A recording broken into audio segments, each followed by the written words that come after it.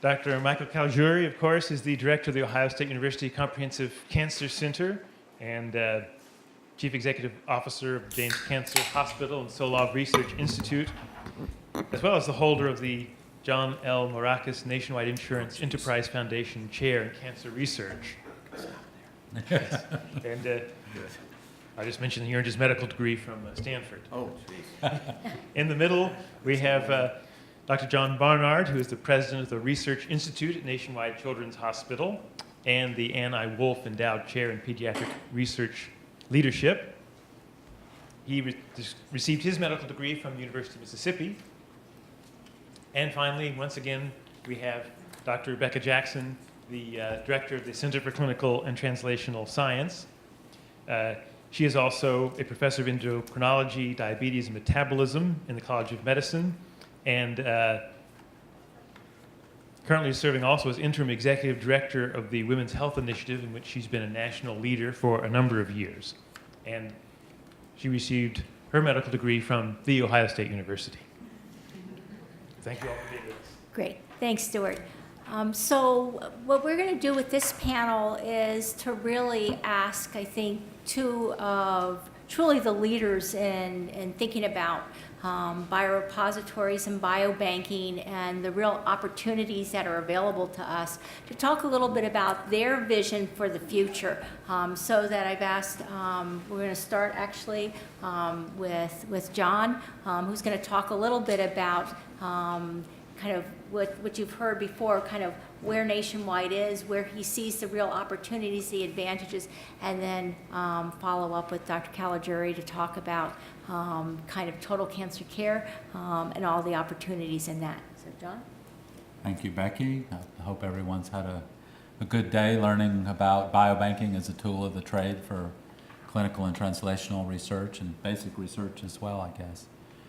Before I talk about the future, I want to talk a little bit about the past. I'm not sure exactly the extent to which this has been discussed today, but I would like for you to understand some of the underpinnings behind what I think is a very much a strength for Children's Hospital and The Ohio State University in the field of biobanking, and it really goes back to the 1980s. Nielsa, did you guys go over the history? A little bit. I'll tell you my view of it then. Dr. Steve Qualman, who's a pathologist at Children's and OSU, had a vision back in the mid and late 80s to start biobanking of childhood cancers as a resource for the collaborative national investigative community in childhood cancer. So he started biobanking, and I always like to say he started biobanking before biobanking was cool. And he did it in the 80s and 90s, and things really became quite formidable to such an extent that at Children's Hospital we began to accrue a large number of childhood cancer samples as part of cooperative groups.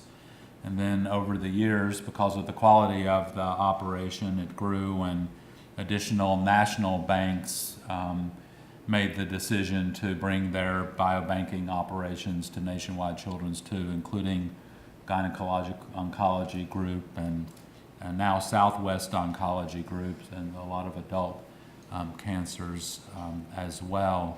I think the reason for that is that biobanking operations are expensive, and there's significant expertise that is required. It is a science. It's not a side project of sticking things in the freezer to retrieve them later. There's a lot of science behind it, and Nielsa Ramirez, who you heard from earlier today, is I think one of the leading national pediatric, if not across the entire board, biobanking experts in the United States. So it's an amazing resource for us. Now, with regards to the future, we're not the only ones that think biobanking is the way of the future. There was an article in Time magazine 3 or 4 years ago that had a list of technologies, current technologies that have the potential to change the world, and biobanking was one of them. So even in the lay press, people are beginning to now understand the importance of biobanking. So as interesting parallel kind of conversations, but Dr. Caligiuri will tell you that the OSU Comprehensive Cancer Center is now biobanking under the aegis of our biobanking operation, and it's a deal that we worked out, which that everybody feels really good about because of the underlying science and the quality controls and the methodology. And then in parallel, in the resubmission of the CTSA grant, Dr. Jackson and I decided that a biobanking core resource would be of great value to the clinical and translational investigative communities on our campus. And so we started it and we funded, and the expertise is in place such that it is a core resource now available for investigators all across the campus as a core resource. I think that, and Mike will get into this much more eloquently than I can, but we're scraping the surface now of biobanking and all that it can do, and I can only vision it in the distant iteration of it, where high quality biobanking is linked to data sources that permit deep phenotyping from the electronic health record, and is linked to imaged data from whatever image sources, whether it be radiology or digitized histopathological image, and linked to genomic data and linked to proteomic data as part of a network of data sources, which really becomes a big data challenge to help solve diseases. Just like our biobank, I think cancer's paved the way for this, partly by the nature of the disease and partly by the vision of cancer docs who are faced with these formidable challenges that cancer represents for the biomedical research community. And so I'm sure Mike can talk about the future visions with total cancer care with great eloquence. But I want every frontline investigator on our campuses to be aware of this as a significant resource, and urge you to engage with the CTSA and our biobanking apparatus in such a way that it enables your clinical and translational research ideas. So I think I'll stop there, Becky, as an introduction. Great. Mike? Jamie.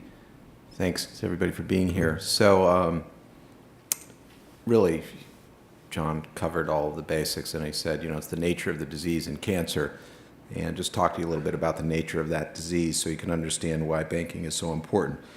So if everybody in the room had lung cancer, and I'll assume no one's going to get lung cancer, because hopefully none of you smoke, it becomes a very rare disease. But if everyone in the room had lung cancer and we could get at your DNA, there would probably be, 2 people in the room that might have the same cause.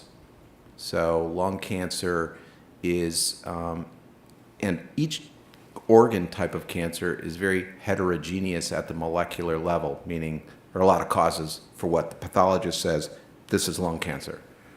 And that becomes a big challenge for us.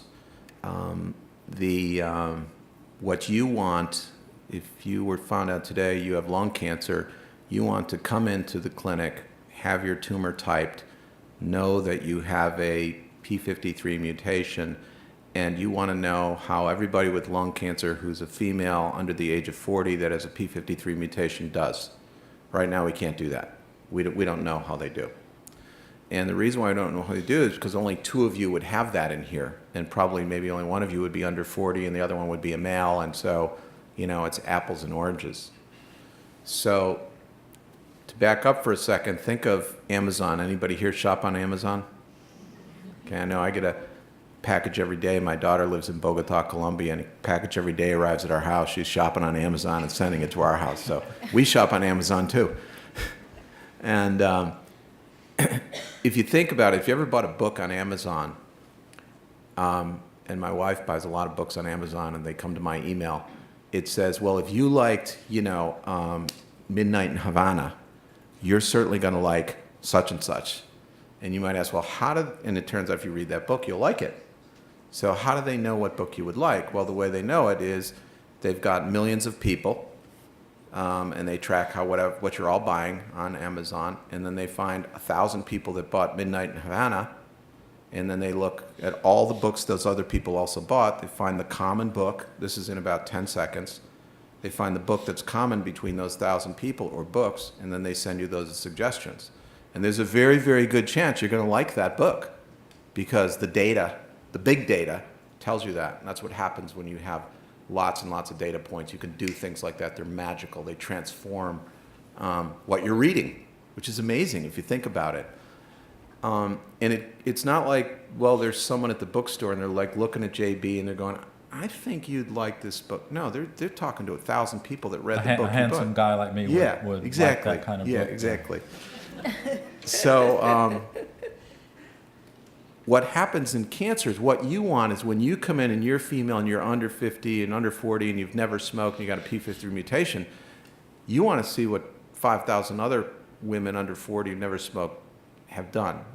How have they been treated? And what worked? Oh, and then here's 50 people that were cured and they got this, and then turn around and I go, okay, we know what to give you. Wouldn't that be cool? So that's all possible now because of DNA sequencing. There's a finite number of things that cause cancer.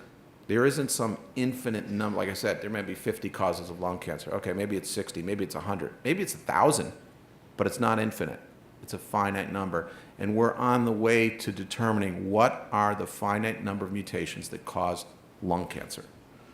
And once we have all of those, and we almost do from TCGA, which we can get into that, is fueled in part by Nationwide's bank. Once we have all that from TCGA, then we just need to know is how does each person with those mutations do? So this is where banking comes in. Because you need to collect enough tissues and do enough sequencing and have enough people and, as John said, the annotated clinical data with what were they treated with and how do they do. And you need thousands and thousands and thousands and thousands of patients, which might sound like how are we ever going to do that? Well, in the first 6 months since we partnered, we have 5,300 people already consented for this with what's called total cancer care. And it leaves 3 things to the patient who's consented to it. 1, we can follow you and we'll follow you for your lifetime. 2, we can do whatever we want with your tumor. And 3, we can recontact you if we learn anything that's of relevance to you. And we didn't know how many people would sign up for this. We've hired a bunch of consenters, and it turns out we've gotten about 92% of people say yes. Another 4% say no, and another 4% say, I want to talk to my doctor, because we do this before you go in to see your doctor so it doesn't interfere with the visit. So really, really high percentage of people want this. Now, how you store it is critical, because all this is, well and good if you've got tissue that you can access easily, confidently, and competently. And it turns out that none of us do a good job of procuring things on an ad hoc basis. There's far more wasted in freezers and far more material thrown out than what is ever used in an investigator's freezer. And that's because investigators change, money comes and goes, freezers are left open, technicians change. It's the usual ensemble of reasons why it just doesn't work. And in general, we don't know what we're doing when we do this. So to put all this in place, which for us costs millions of dollars, the infrastructure for TCC, we didn't want to then leave it up to ourselves, banking, which is in itself, as JB said, it's a science and not performing that science. So the low-hanging fruit for us was to go to Nationwide. They're world recognized for their services in banking. They bank for the TCGA, the NIH, bank for all the cooperative oncology groups. And we got a funnel, so one place, single source, standard procedure, guaranteed safety, quality control, retrieving, cataloging. So that was an easy partnership. We don't reinvent the wheel. The other piece of it was convincing our investigators that this was a good thing to do. So the first thing we did is we said, we'll pay for it. So that got people's attention, because everybody's paying for their own little thing going on. And so that's all gone. And we got great partnership with Wendy Frankel in pathology. Say, look, right out of the OR, we need these tissues, we need them going to this place, this way. And we're developing an IT platform which can pull the annotated clinical data out of the medical record without the doctor having to do anything or the nurse having to do anything. So it's a seamless IT platform called NVision, which, when fully developed, and it's in phase 2 testing right now, can, regardless of the type of electronic medical record one has, it can pull out any field you register and put that into a common database, so that when I say I need to look at all the cases of women under 40 who've got P53 mutated lung cancer, it can pull out all those cases, tell me how they were treated and what their outcomes are. It's kind of the Amazon, if you will. So that's what we're building with Total Cancer Care. It's not only us, we're doing it in collaboration with Moffitt Cancer Center, and we hope to have other cancer centers around the country participate as well. So that's kind of a quick snapshot of what we're doing and why we're doing it. We've got full compliance from every investigator in the cancer center, and they understand the importance of it. The control of the tissue is local. So if I want to do something with Moffitt, I can't with sarcoma. That's the sarcoma team decides. They have their own group, disease-specific group. They have their own chair of that group. And so if somebody wants to do a study, which is the reason for using it, if someone wants to in any way, shape, or form access that tissue, it's still under the control of that disease group leader. It's not under my control or Moffitt's control or some board's control.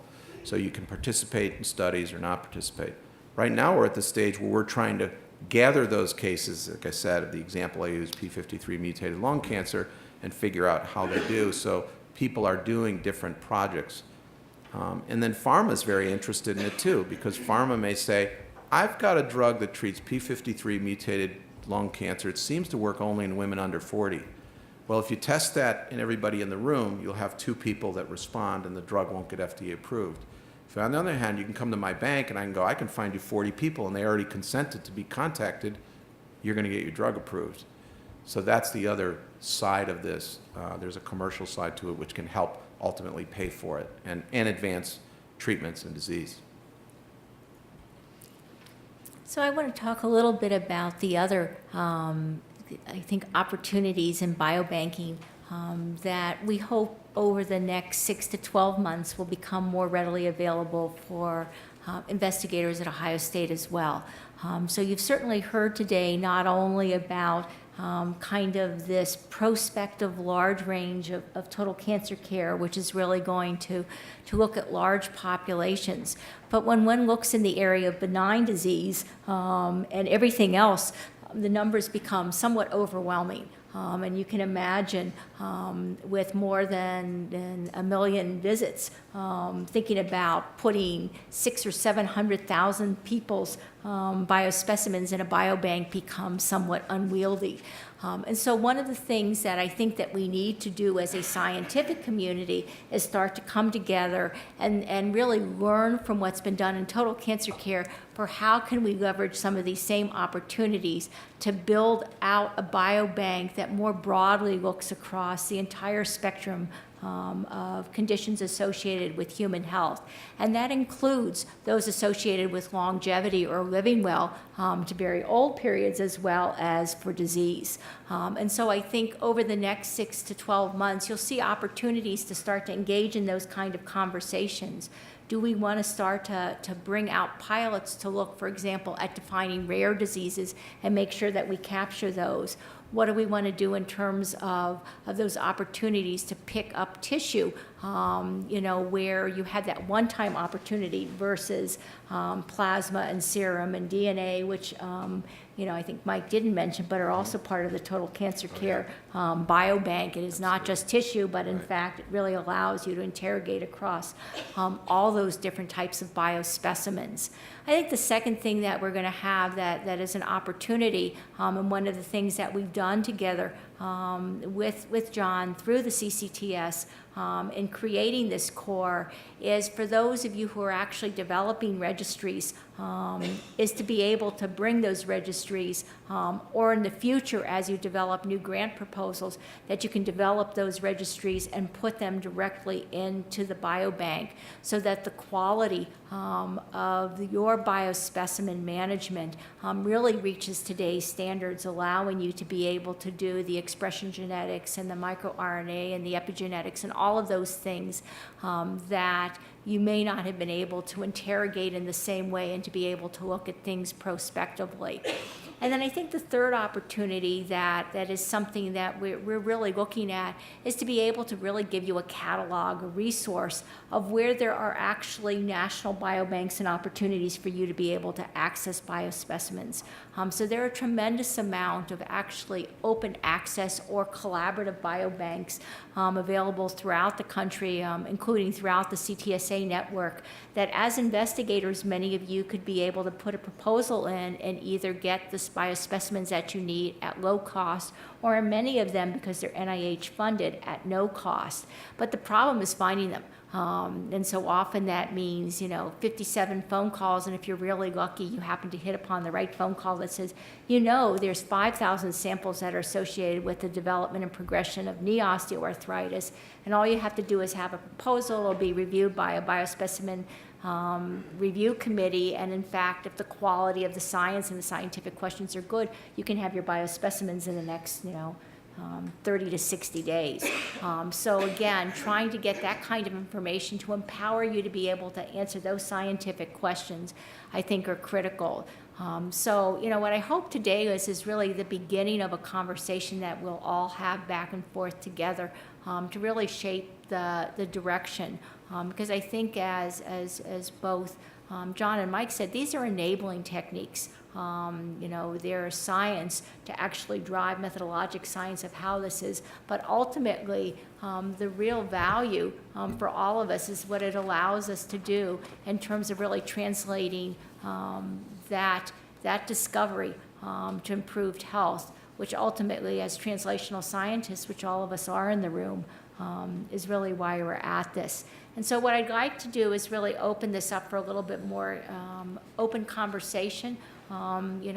You're pretty lucky to have two really brilliant gentlemen here, and ask them some tough questions, or about things that you see, gaps you see, some of the challenges that are there, or what your own vision is of how this might be able to work more effectively. Or also start calling you.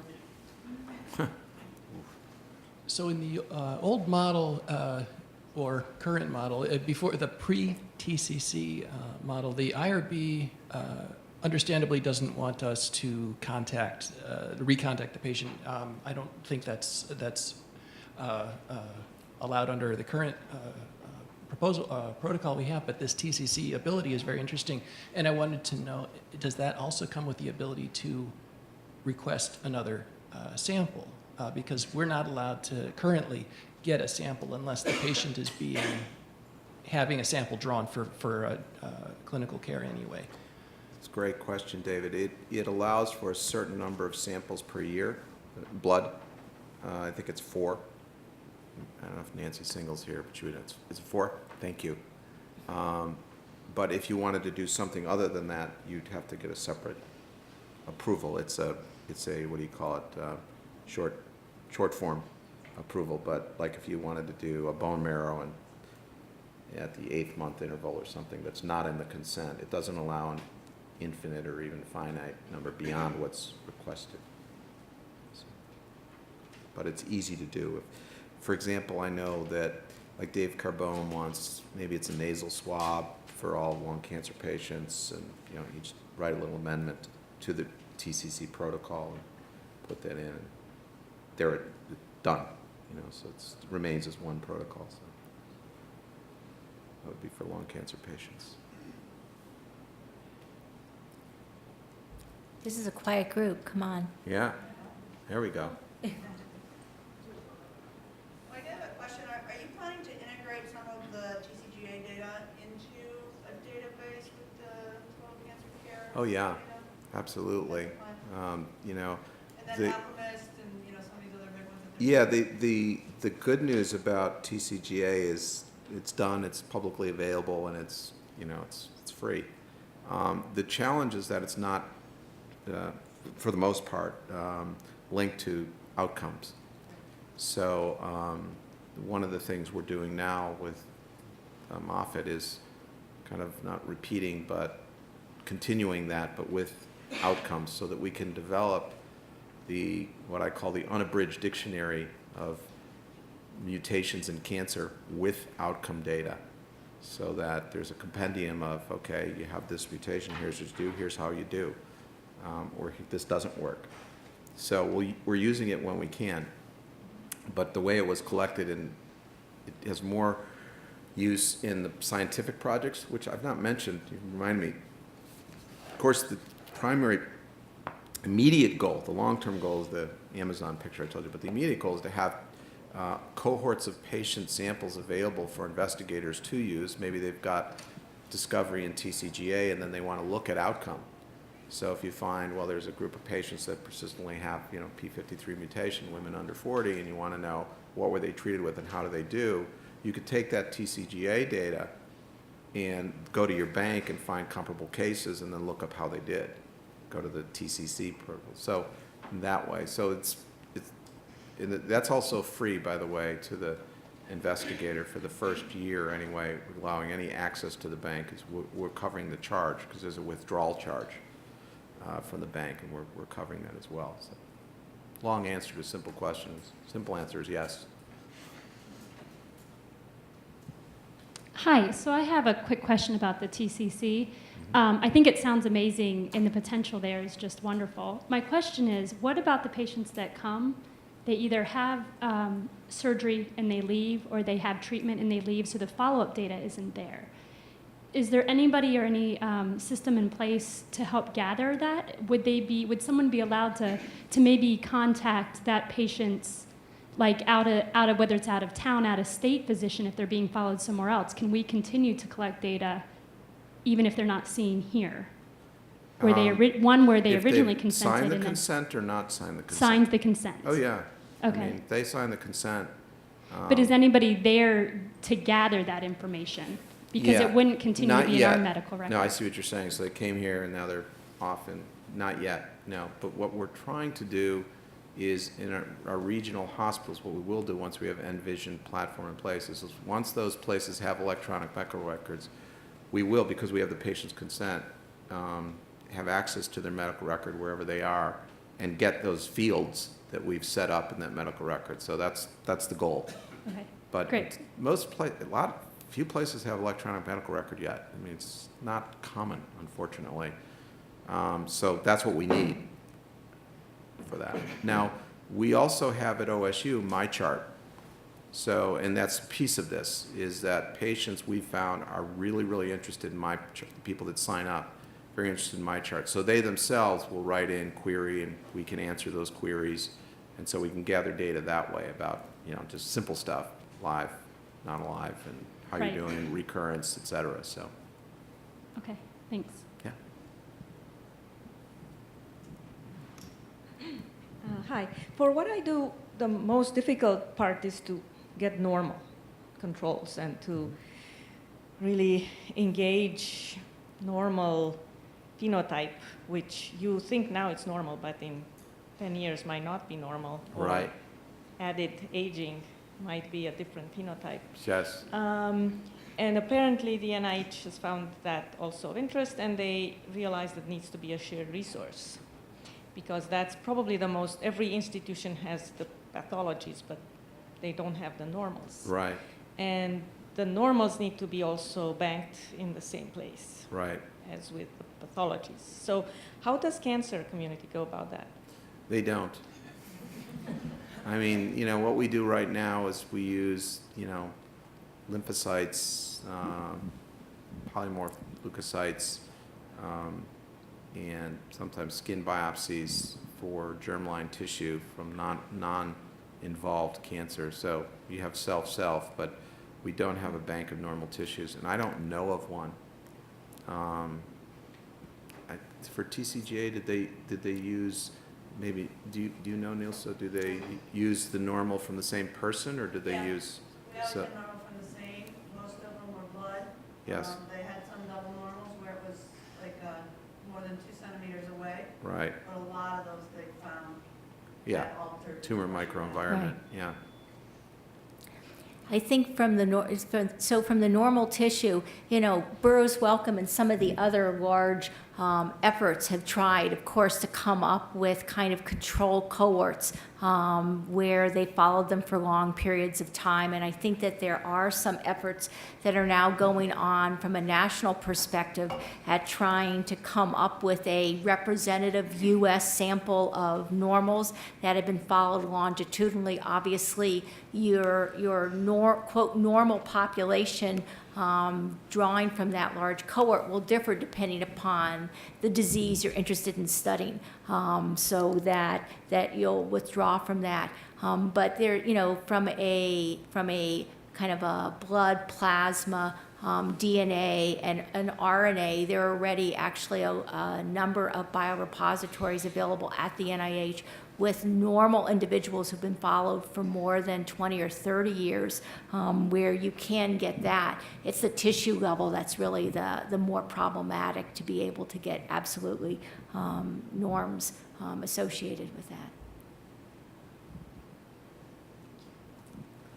We have time for one more question. I actually have a question. So I'm going to ask it of both, actually, John and Mike.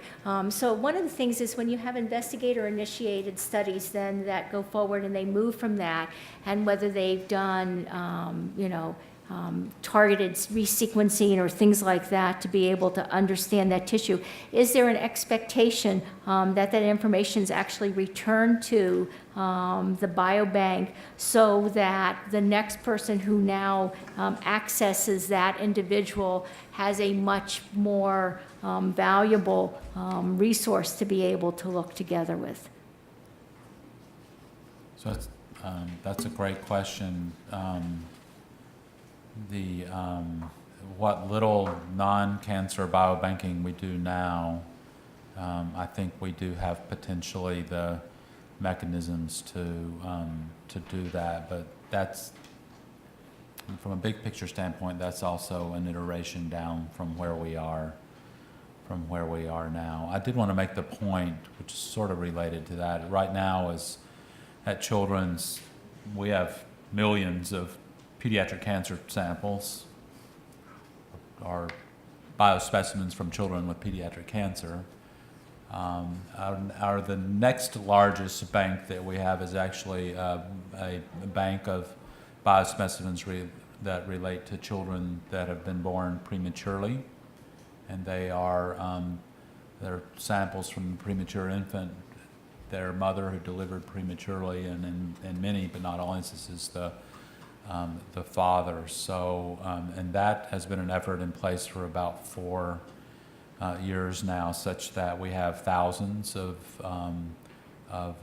mothers, fathers, and prematurely born babies enrolled in this biobank. There's a significant data collection that goes along with it, with the biospecimen collection. So that is illustrative of the type of work that we can do sort of outside the cancer world. Is something that Children's has invested very aggressively in, but there's no reason that whatever your disease that you're interested in can't sort of undergo the same approach. So, Becky, your question was, I think if I understood it correctly, is if someone does sequencing, does the DNA get deposited back in the bank for use by other investigators? It actually wasn't so much about the DNA, do the results Yes. come back? So the answer is yes, and we have an instance right now where we've got a drug company which wants to sequence melanoma, lung cancer, and colon cancer, and so while will pay us to obtain that information, it's our information. So that's just an example, but the clinical information, et cetera, sits in the data bank. We want our faculty and fellows and students mining the data bank, and so there's no, we don't want to see any redundancy. So once somebody sequences something or does the lookup, how outcomes, et cetera, that should be available to anybody that looks in the bank, Great. looking to find their own and to license their own biomarkers or prediction of outcomes. Should be a gold mine for that.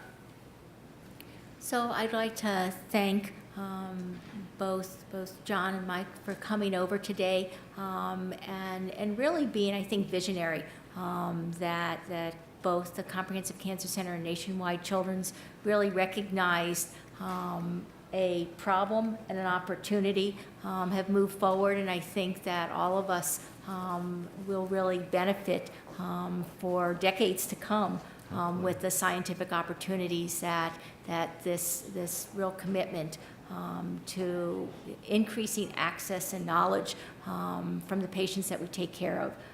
So thank you to both of you. Thank you. And I'm going to let actually Peter come up here. Good. And say kind of the final remarks for today. I know I was listed, but in fact, this is really has been the child of Dr. MB and a small team that put together this Tools of the Trade, and he can finish up with some. How about Words of wisdom. words of wisdom as we move on to our day? Absolutely. Well, thank you very much. You had not. Okay. Thanks, Mike. Are you here? Oh, good. You're sticking around. So no, but thanks very much, and thank to you all for coming and for sticking around. And this was absolutely a team effort to pull all this together. We had really great representation from across the enterprise, and couldn't have done it without Stuart. So thank you very much, and really an amazing job. And to all of our speakers, I think what you heard today were just some really, I think visionary is the word for the day. Really some great speeches about not only where we should be going, but where we are. And I think, like I mentioned in my talk earlier, I think we should be proud of what we're already doing across campus and across our hospitals. And I think we're setting the bar pretty high for what a lot of people are trying to accomplish nationally. I certainly know when I talk to my colleagues around the country that a lot of them look to us for what it is they should be doing. That's not to suggest that we should sit on our laurels and not continue to improve, but I think we're in a good place, and we're going to continue to move things forward in this regard. And I guess I'll close with a pitch also for the next Tools of the Trade, which is going to be happening in January, and more information will be coming out about that. But these are really a coupling of Tools of the Trade. This one obviously on biorepositories. The next one is going to be on registries, and obviously very closely related concepts. So please share that with your colleagues, and hopefully we'll see all of you in January for that next Tools of the Trade. So thank you very much.